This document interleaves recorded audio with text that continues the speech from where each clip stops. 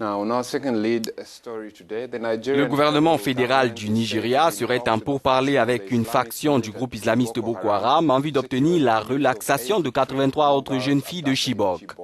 On se souvient que leur enlèvement par la secte avait provoqué une campagne mondiale en vue de leur libération.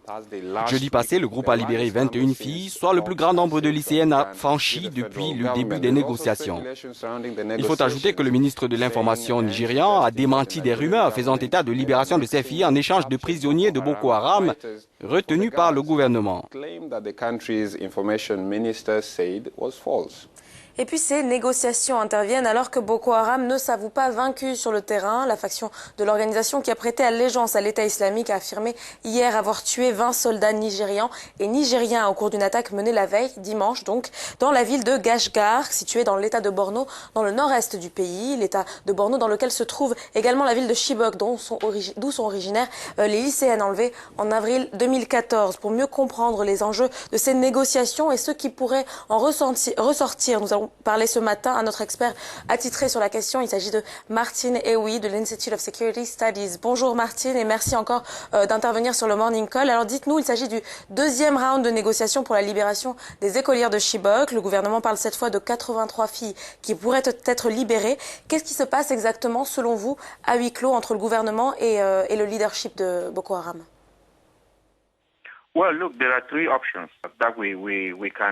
Écoutez, il y a trois hypothèses concernant les demandes de Boko Haram. La première option, c'est d'abord la libération des militants, l'échange des militants, puis la deuxième option, c'est l'offre d'argent par le gouvernement. La troisième option, c'est que le gouvernement accepte effectivement certaines conditions de Boko Haram concernant la réduction des opérations militaires. Il pourrait également réduire les bombardements aériens. Nous avons appris que le groupe se plaignait d'opérations militaires très agressives et intrusives, notamment d'attaques aériennes. Ils sont même allés jusqu'à dire que 11 des filles de Chibok avaient été tuées au cours de ces raids aériens et militaires. Ce qui veut dire que s'il y a des négociations et que le gouvernement n'est pas disposé à verser de l'argent en échange de prisonniers, Boko Haram va insister sur la nécessité pour l'armée nigériane de restreindre ses activités pour permettre à ces hommes de se déplacer librement.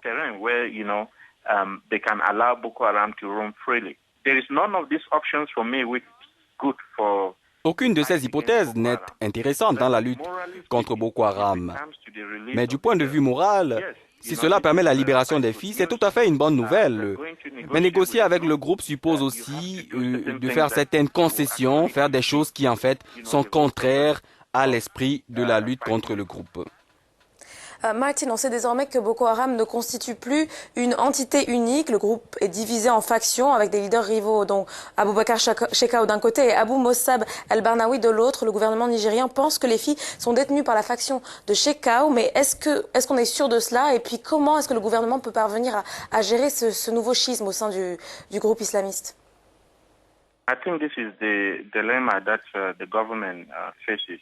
Je pense que c'est le dilemme auquel fait face le gouvernement, c'est-à-dire déterminer avec qui ils peuvent négocier pour obtenir le retour des filles.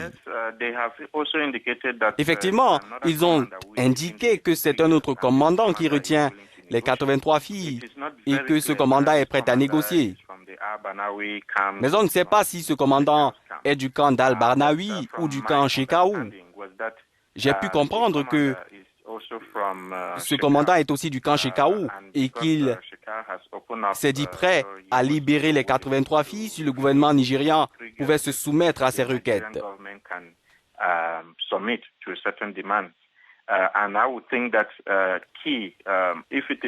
Et je pense que, quelle que soit la faction à laquelle ils appartiennent, surtout une faction proche de Barnaoui, il y aura de toute façon une demande de rançon. On peut également envisager une demande de libération de leurs militants.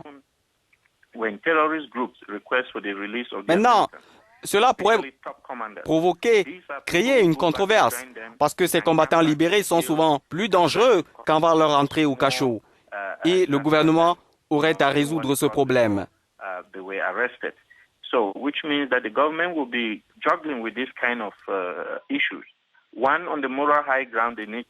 Du point de vue moral, ils doivent libérer ces filles. Puis de l'autre côté, les individus libérés par le gouvernement en échange pourraient faire encore plus de dégâts. Une dernière question, Monsieur Ewi. Alors, serait-ce possible, selon vous, qu'une partie des filles soit détenue par chacune de ces factions? Et puis, dans ce cas, est-ce que le gouvernement devrait négocier avec les deux groupes? Absolutely, yes. Look, they are being held by different commanders. When they split, some of these. Vous savez, ils sont détenus par différents commandants. Le gouvernement nigérian s'est trouvé contraint de négocier avec ces commandants à leur séparation. Par exemple, si c'est un commandant d'Al-Barnawi, c'est Al-Barnawi qui aura le dernier mot. Si c'est un commandant de Boko Haram, c'est Shekau qui aura le dernier mot. C'est donc une situation difficile pour le gouvernement nigérian, mais il doit y faire face parce que l'ensemble de la communauté internationale attend la libération de ces filles. C'est un test de capacité du gouvernement nigérian, en dépit de tous ses succès dans la lutte contre Boko Haram. Le fait qu'il n'ait pas été en mesure de libérer toutes ces filles complique la compréhension de cette situation. Et la libération des 21 filles est un pas dans la bonne direction. Il faut maintenant penser aux 83 autres.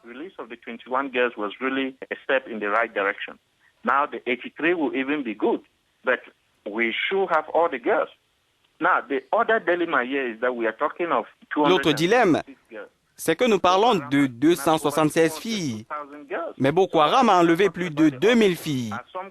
Alors pourquoi ne parlons-nous pas des autres?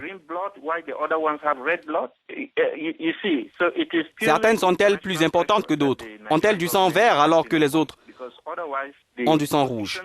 Vous voyez donc, le gouvernement nigérien agit seulement sous la pression internationale, parce qu'autrement, toute fille kidnappée par Boko Haram devait être libérée, pas seulement les filles de Chibok.